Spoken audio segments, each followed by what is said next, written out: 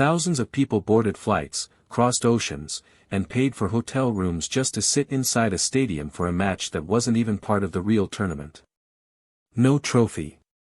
No ranking points. Just a chance to be in the same building as one 21-year-old. If that sounds insane to you, stay right here, because by the end of this video you're going to understand exactly why some of the toughest players in professional tennis are now admitting, on camera, that the loudest thing in the arena isn't them anymore. Something happened to this sport in the span of about 12 months, and almost nobody saw it coming fast enough to explain it. Coaches didn't predict it. Rival teams didn't prepare for it. Even tournament directors are still trying to figure out how to build a schedule around it. And once you see how this actually unfolded, city by city, match by match, you will not be able to unsee it. So if you want to know how a player nobody outside the sport could name a year ago became the reason stadiums sell out before the real tournament even begins, don't go anywhere, because the ending of this story hasn't even been written yet. Before we go further, if stories like this, real rises, real pressure, real stakes in sports, are the kind of thing that keeps you watching until the very last second, do one thing for me right now. Hit subscribe. Not because a channel needs a number to go up. Because somewhere out there is a young athlete right now, today, fighting for a wildcard spot nobody's watching, and stories like hers deserve to be told before the world catches up. Subscribing means you're here for that. You're here before it's obvious. That matters more than you think.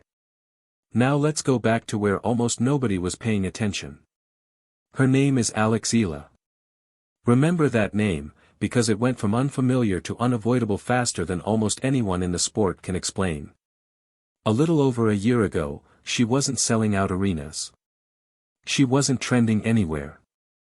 She was a young Filipina grinding through qualifying draws, chasing ranking points, trying to force her way into tournaments that kept threatening to stay closed to her.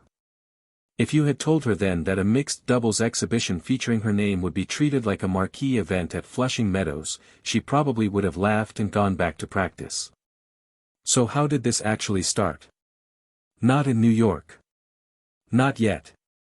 It started with a semi-final run in Miami in the spring of 2025, where a teenager nobody outside hardcore tennis circles had heard of beat 3 Grand Slam champions in a row. That result alone should have been the headline for weeks. Instead, it was treated like a nice story about a promising junior. Nobody realized yet that they were watching the opening scene of something much bigger. Then came the results that were harder to explain away. A run to the 4th round at Wimbledon, where she beat the defending champion, Iga Swiatek, on the sport's biggest stage. A career climbing steadily out of the rankings shadows. And still, most of the tennis world was watching the scoreboard and missing the real story happening in the stands. Because here's the part that should give you chills. Tennis crowds are trained to behave a certain way. Quiet during the rally. Applause between points. Golf-level etiquette, more or less. But wherever Eala played, that unwritten rule started to bend. Filipino flags appeared in cities that had nothing to do with the Philippines. Chants started forming that had nothing to do with the host nation. And it kept growing, tournament after tournament, until players who had spent their entire careers reading the mood of a crowd started admitting they had never felt anything quite like it. Here's the twist almost nobody predicted. A crowd showing up for an underdog is one thing. Everybody loves cheering for the plucky outsider who probably won't win anyway. But a crowd that keeps showing up after the underdog starts actually beating the players she's supposed to lose to, that's a completely different phenomenon. And that is exactly what happened this August in Washington, D.C. Eala didn't just have a good week at the D.C. Open. She walked into one of the toughest draws of the entire tournament, every single top 3 seed and the defending champion standing between her and the trophy, and she beat every one of them. She took down Alina Svitolina. She took down 4-time Grand Slam champion Naomi Osaka. She avenged a previous loss to Leylah Fernandez. And in the final, after a rain delay that stretched the match across 2 separate days, she came back from a set down to beat world number 3 Jessica Pegula and win her first ever WTA Tour title, becoming the first Filipina in history to do it. Think about what that means for a second. Before Washington, the question in locker rooms was simple. Can she compete with the top of the sport? After Washington, the question got heavier. How far can this actually go? And for every player unlucky enough to get drawn against her from that point forward, an even more uncomfortable question started forming. What does it feel like to walk onto a court already knowing that thousands of strangers have decided you're the villain in someone else's story? But right when this story looked like it was building toward an unstoppable, uninterrupted rise, something happened that should have quieted the whole phenomenon overnight. Cincinnati. Third round. A brutal, back-and-forth battle against ninth-seeded Amanda Anisimova that stretched past midnight. Eala won the first set. She had break points and momentum. She even grabbed an early lead in the deciding set. And then it slipped away. 6 straight games for Anisimova. Match over. A loss that ended a 5-match winning streak against top 10 opponents. Now here's a question worth sitting with for a second. What usually happens to a stadium when the crowd's favorite is losing late at night in a tournament that doesn't even guarantee her a trophy? People check their phones.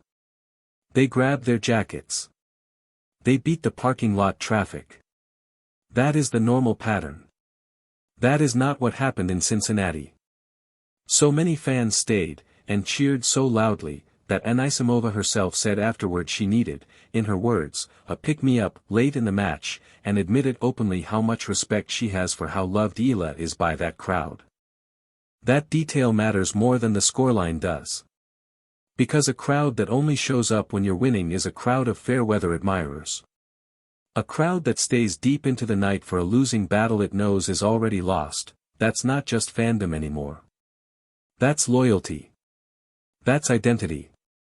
And once that kind of bond exists between an athlete and a crowd, it doesn't shrink the next time the lights get brighter.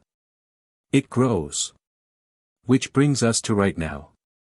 This week. New York. Flushing Meadows. The loudest, most unforgiving stage the sport has. Eala is heading into the US Open fresh off her breakthrough season, a career-high ranking near the top 20, 7 wins over top 10 opponents in a single year, and a fan base that has become one of the most talked-about storylines of the entire tour. And this time, the attention isn't waiting politely for the main draw. It's already spilling into everything around it. She's been given a wild card into the mixed doubles event alongside world number 4 Felix Auger-Aliassime, a genuine star in his own right, a 2-time US Open semi-finalist. And even he isn't pretending the spotlight belongs to him. Speaking to the press ahead of the tournament, Auger-Aliassime admitted, almost laughing at himself, that he's the one riding into New York attached to somebody else's energy. He said it flat out, she's younger than him, but she's the one with the fan base, she's the one carrying the crowd, and he's genuinely curious what that's going to feel like from the inside. Think about how upside down that is. Tennis runs on ego, on rankings, on resumes stacked like armor.